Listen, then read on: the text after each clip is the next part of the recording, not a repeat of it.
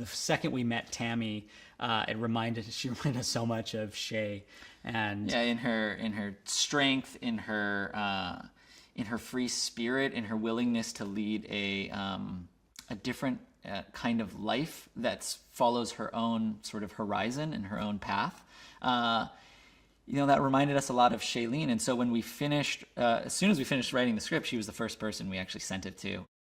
Finding a director who has all of the skills and ability and experience to tell both an incredibly sweeping love story, but also an intimate, visceral survival story that takes place on the sea primarily, which is one of the hardest elements you could possibly, one of the biggest filmmaking challenges is to shoot a movie on the sea. And so we needed a filmmaker who not only was up for that challenge, but in Balt we were fortunate and lucky enough to find somebody who was excited by it, who has filmed on the sea before, his amazing Icelandic film The Deep, who has filmed clearly survival stories and the elements to great success with Everest, and who we came to discover when he first read the script and responded, was a almost Olympic sailor in his native country of Iceland back in his 20s. And so to bring that level of expertise and that experience,